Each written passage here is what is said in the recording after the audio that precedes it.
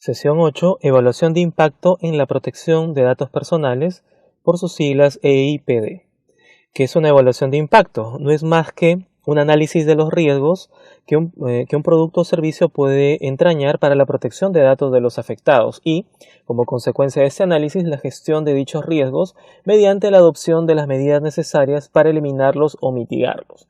La evaluación de impacto en la protección de datos personales es una gestión de riesgos, un análisis de gestión de riesgos. Obviamente, para poder realizar ello, podemos utilizar algunos frameworks de trabajo o metodologías, recomendándose siempre trabajar con el ISO 31000. Vamos a ver una serie de fases y de actividades que van acompañadas para poder realizar o efectuar la evaluación de impacto en la protección de datos personales. La primera actividad es análisis de la necesidad, ¿no? Que no es más que la valoración de la conveniencia de llevar a cabo o no una evaluación de impacto en la protección de datos personales. La segunda actividad tenemos descripción del proyecto y de los flujos de información. Es importantísimo poder analizar porque nos va a permitir tener un mapa de dónde inicia la información, los datos personales, cuáles son las fases o las partes interesadas que dan tratamiento a los datos personales hasta su almacenamiento o posible destrucción. Tenemos identificación de los riesgos, que es el tercer paso. Análisis de los posibles riesgos para la protección de datos afectados y la valoración de la probabilidad de que suceda y del daño que causarían si se materializaran, ¿no? Recordemos que el análisis de riesgo o el cálculo del riesgo no es más que la intervención de dos variables, probabilidad de ocurrencia por valoración del impacto. Una vez que identificamos los riesgos, tenemos que gestionarlos, que es la actividad 4. Determinación de los controles y las medidas que se han de adoptar para eliminar, mitigar, transferir o aceptar los riesgos detectados, ¿no? La quinta actividad, análisis de cumplimiento normativo. Verificación de que el producto o servicio que se está desarrollando cumple con los requerimientos legales, generales o sectoriales en materia de protección de datos personales. Posteriormente tenemos implantación de las recomendaciones, la actividad número 7, decisión sobre las recomendaciones del informe final y las acciones que deben llevarse a cabo, asignación de los recursos necesarios para su ejecución y del responsable de implantarlas. Esto vendría a ser la actividad número 7. La actividad número 8, revisión y retroalimentación. Parte de la mejora continua es justamente poder revisar cuáles son las recomendaciones del informe para poder analizar justamente qué es lo que se puede mejorar, qué es lo que se debe implementar, etcétera, y en cada momento consultar con las partes afectadas o las partes interesadas, terceras partes, titular de los bancos de datos personales, los responsables, los titulares de los datos personales, etcétera. Muy bien, vamos a analizar cada una de estas fases. En la primera fase tenemos análisis de la necesidad de la evaluación.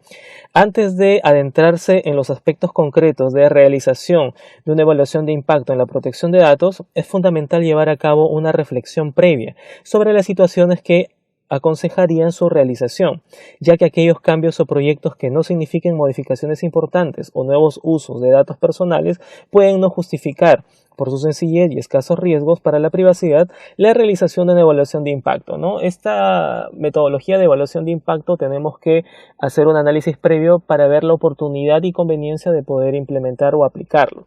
Si tal vez nuestra base de datos está creciendo en más registros y no está recibiendo algún tipo de cambio drástico, no meritaría realizar un análisis de la necesidad de evaluación de impacto en la protección de datos, ¿no? Tendríamos que ver los proyectos que evidentemente impactarían en la privacidad, en el tratamiento de los datos personales, para poder ver la conveniencia de la implementación justamente de este análisis.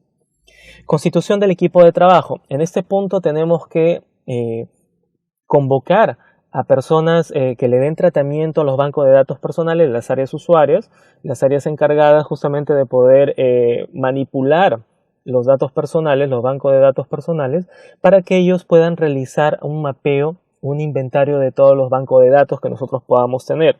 Como sugerencia, siempre es bueno poder analizar cuáles son las áreas que manipulan datos personales. También debería de estar conformando este comité el área legal. El área legal tiene mucho que ver con la parte de cumplimiento, compliance, relacionado a lo que es la ley de protección de datos personales. La alta dirección también debería de conformar este comité, este equipo de trabajo, recursos humanos, administración y obviamente tecnologías de la información también debería de estar conformando este equipo de trabajo para poder analizar la implementación de la ley de protección y obviamente la evaluación de impacto, ¿no? Descripción del proyecto y de los flujos de datos personales.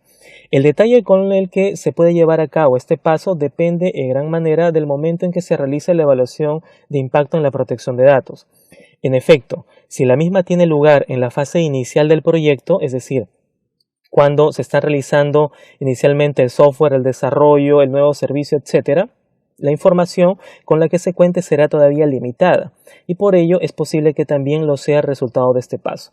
Lo importante es poder realizar la evaluación de impacto en la protección de datos cuando finalicemos los proyectos de desarrollo de un nuevo software, implementación de un nuevo servicio, creación de un nuevo banco de datos personales, etc. Y acá tenemos un modelo para la descripción de los flujos de información que es importantísimo. Por ejemplo, tenemos código de identificación 01, descripción, flujo RENIEC. Acá nosotros podemos ver que el origen de la información es el titular del banco de datos personales. Los destinatarios de la información son los orientadores, las personas que van a orientar a la población. Categoría de datos son críticos, según la información que se pueda tratar.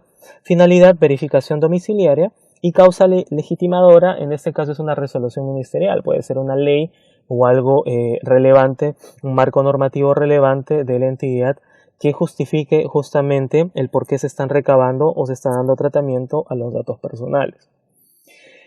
Actividad 4 tenemos identificación y evaluación de riesgos para la protección de datos. En este punto lo que debemos realizar es justamente la identificación y la evaluación básicamente de todos los riesgos, partiendo de valoración de impacto por la probabilidad de ocurrencia. Para ello podríamos apoyarnos muy bien en el ISO 31000. Información relacionada a lo que es el ISO 31000 está publicada en el curso sobre implantación de un sistema de gestión de seguridad de la información bajo el ISO 27001 en su versión 2013. Acá voy a detallar brevemente algunos riesgos asociados a justamente la privacidad de datos personales. Solamente voy a leer el primer riesgo, el resto se queda listado para que ustedes puedan realizar algún tipo de consulta, ¿no? Por ejemplo, los riesgos generales tenemos pérdidas económicas y daños reputacionales derivados del incumplimiento de la legislación sobre protección de datos personales.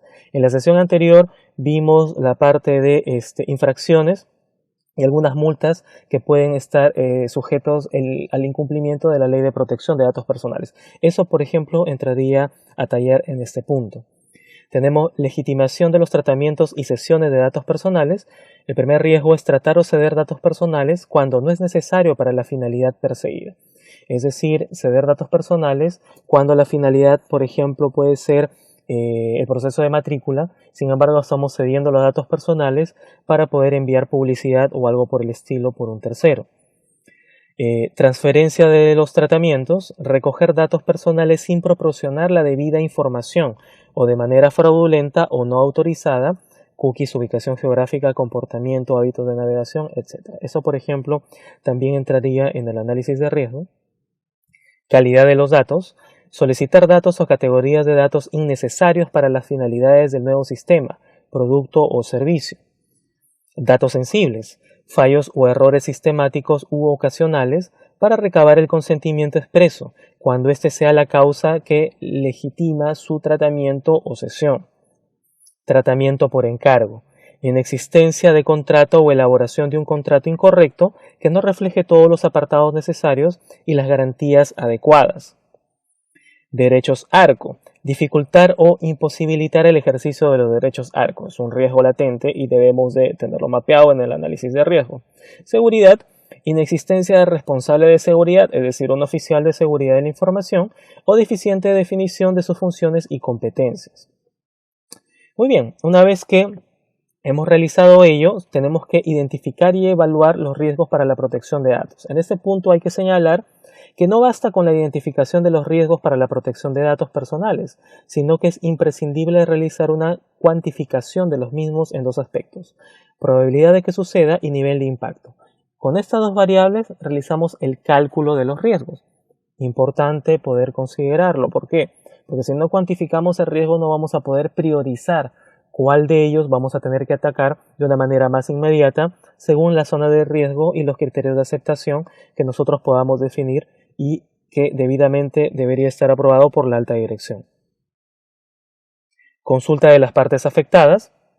Una vez que hemos realizado todas las fases de implementación, tenemos que estar consultando las partes afectadas, ¿no? Las consultas con las partes afectadas, tanto internas como externas, son un tema que puede resultar delicado, pero que es fundamental para el correcto desarrollo de una evaluación en el impacto de la protección de datos personales, especialmente cuando el proyecto evaluado tenga efectos sobre amplios sectores de la población y pueda generar desconfianza. Nuestro banco de datos personales vamos a compartirlo con otras entidades o tal vez lo vamos a sacar fuera del país. Tendríamos que realizar una consulta a los titulares de los datos personales justamente para poder analizar el punto de vista de ellos, considerarlos en el proceso de implementación, en el proceso de transferencia o simplemente no considerarlos dependiendo del sustento que puedan realizar. De los riesgos identificados. Una vez que se ha identificado los riesgos del nuevo sistema, producto o servicio, a través del análisis llevado o a cabo por el equipo que implementa justamente esta parte, y tras atender a los resultados de las consultas interna y externa, llega el momento de generar dichos riesgos, porque debemos de cuantificarlos y debemos justamente priorizarlos. Una vez que hemos hecho el análisis de riesgos, consulta de las partes afectadas, etc., tenemos que analizar el cumplimiento normativo, es decir, cuál es la brecha que debemos cumplir para poder dar cumplimiento al marco normativo relacionado a lo que es privacidad o protección de datos personales en cada uno de los países. Este análisis de compliance es importantísimo porque nos va a liberar justamente de la parte de sanciones y también algún tipo de excepciones en la implementación del marco normativo de protección de datos personales en cada uno de los países. Este es un punto muy importante y relevante y que la parte legal de la entidad, de la empresa, nos va a poder ayudar de una manera muy productiva. Redacción, publicación e integración del informe final, básicamente es volcar toda la información que nosotros hemos analizado dentro de este conjunto de fases en un informe que se debe elevar a la alta dirección para poder tomar algún tipo de acción debido a los riesgos, a los posibles riesgos detectados con un plan de acción justamente para poder mitigarlos.